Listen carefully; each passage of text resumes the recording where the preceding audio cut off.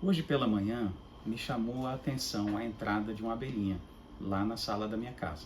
E essa abelhinha foi direto para um jarro de flores artificiais, diferente dessa bela amaryllis que está aqui do meu lado. E aí eu fui até a proximidade da cena para filmar e fiz esse registro daquela abelhinha circundando as flores artificiais, buscando provavelmente o néctar e não encontrando. Só que ela procurou numa flor, depois procurou na segunda, na terceira, acho que pela quarta flor ela desistiu e saiu, bateu em retirada. Me chamou a atenção a cena e eu comecei a pensar a respeito dela, né? Imaginei que ali estavam operando, na verdade, as sensibilidades diversas, né? A senso-percepção. Em primeiro lugar, a visão para identificar formas e cores que lembrassem uma flor, onde provavelmente haveria objeto de interesse da abelha que poderia satisfazer sua necessidade de autoconservação, que era o néctar. Ao ser atraído para as flores, pela visão, se aproximou, mas pelo odor não detectou o néctar e desistiu. Mas isso depois de 3, 4 tentativas. Então existe provavelmente aí uma relação probabilística, uma rapidez, digamos, de percepção do que há ou que não há no ambiente para o seu interesse. E ela bateu em retirada. Com isso a gente pode fazer a introdução do conceito da compreensão da senso-percepção. A senso-percepção significa sentir o ambiente, tanto externo quanto interno, e dirigir essa sensibilidade, aquilo que foi sentido na superfície do corpo e em relação com o meio ambiente, até os centros nervosos, determinando o que a gente chama de percepção. E isso tem que estar em congruência com as necessidades do indivíduo. Por quê? Se nós somos movidos por uma necessidade, é preciso que nós percebamos aonde no ambiente nós vamos encontrar o objeto que vai satisfazer a essa necessidade. Para o ser humano, é fácil entender o reflexo patelar. Todo mundo conhece, os leigos conhecem, a ideia do martelinho no joelho gerando aquele chute, que é o que a gente chama de reflexo patelar. Esse reflexo patelar, ele é um reflexo, um arco reflexo, que a gente chama, constituído por um neurônio sensorial, que é o que sente, que teria a percepção do ambiente externo, no caso do impacto do martelo, um segundo neurônio, que nós chamamos de interneurônio, e um terceiro, que é o neurônio motor, ou seja, um neurônio que vai reagir motoramente àquele impacto que foi percebido, né? Então nós temos aí uma ação que é de autoconservação, porque esse impacto poderia ser nocivo de alguma razão, de algum modo.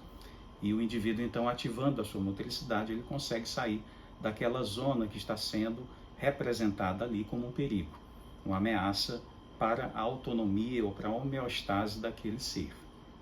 Agora, vamos imaginar que haja um desenvolvimento filogenético, ou seja, da espécie, das espécies em geral, e vamos imaginar que no lugar do interneurônio, então nós teríamos aí os 3 neurônios, no lugar do interneurônio se desenvolva um sistema nervoso complexo até chegar ao que a gente concebe como encéfalo.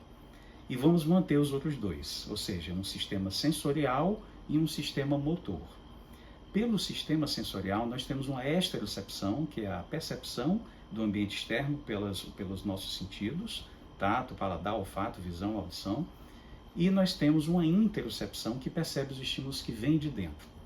Se nós tivermos, por exemplo, estivermos sujeitos à radiação solar, os raios solares sobre os nossos olhos entram até a retina e isso oferece, obviamente, uma ameaça. É irritante e a gente deseja sair daquele estímulo. E você pode, por vontade própria, desviar o olhar em relação a esse estímulo externo, funcionando, portanto, esse processo na autoconservação. Mas o que fazer com os estímulos internos? Os estímulos internos não podem ser desviados. Você não pode virar a cabeça e matar a fome. Você não pode simplesmente se desviar daquele estímulo nocivo. Muitas vezes você precisa percorrer uma dada trajetória para obter aquele objeto que satisfaz a sua necessidade. Essa sensibilidade, portanto, ela é levada até um tronco encefálico, que é uma região que conecta essa periferia sensorial com esse encéfalo complexo. Ao chegar lá, e chega lá através de vias neurais que nós chamamos de vias aminérgicas, monoaminérgicas, como na noradrenalina, serotonina, que são chamados neurotransmissores e respondem pela comunicação que há entre os neurônios.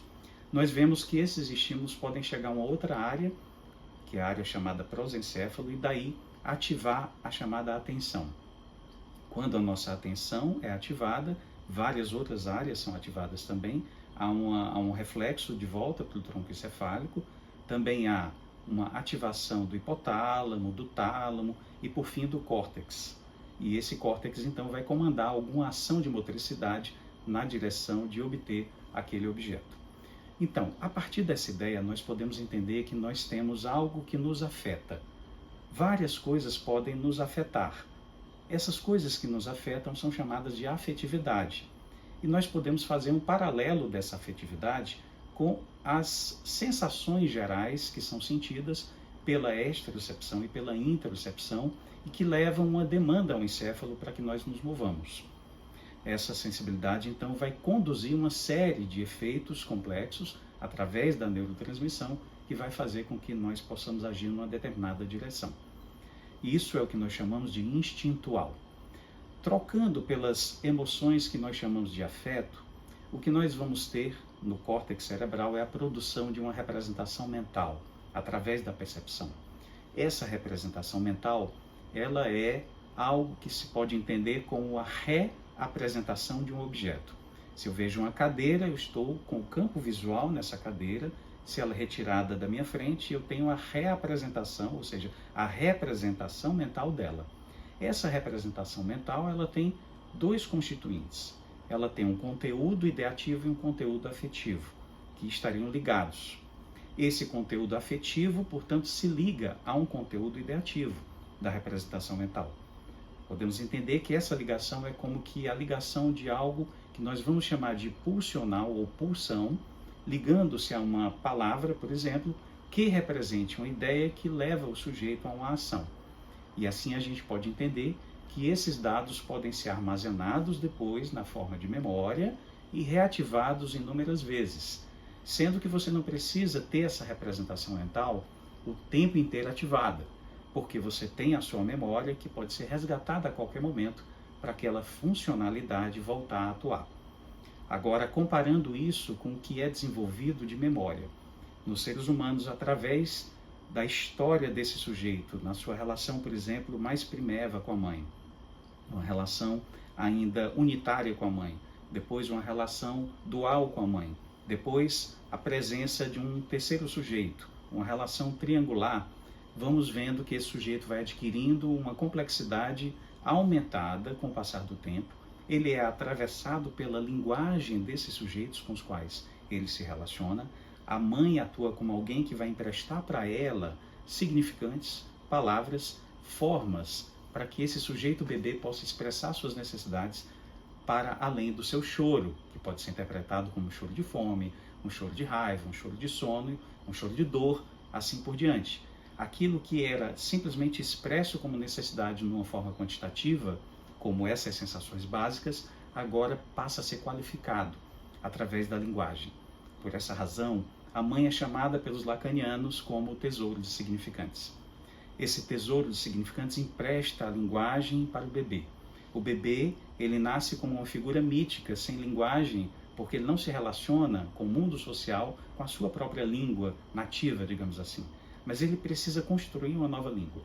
Com esses representantes, então, mentais, ele vai interagindo e vai complexificando a sua psique e também o seu sistema neuronal.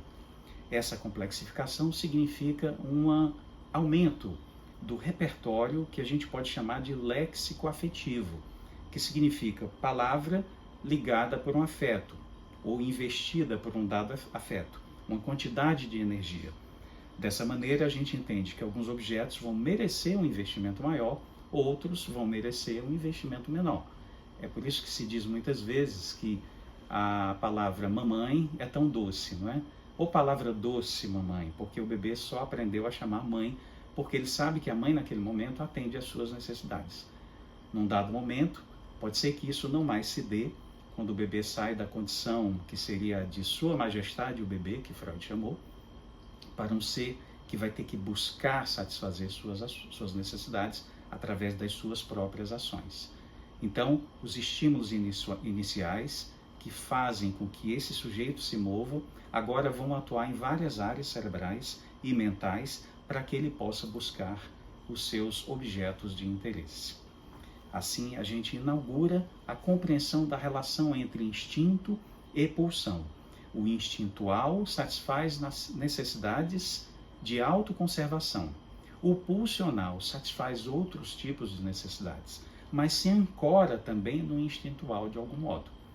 E assim, esse pulsional se liga a um representacional, pulsão, representação, e depois a uma ação. E é assim que nós somos movidos. Nos vídeos posteriores, nós vamos então detalhar mais ainda essas informações, colocá-la num lugar melhor de entendimento, para que a gente siga aqui no nosso projeto, a Neuropsicanálise, Projeto e Paradigma.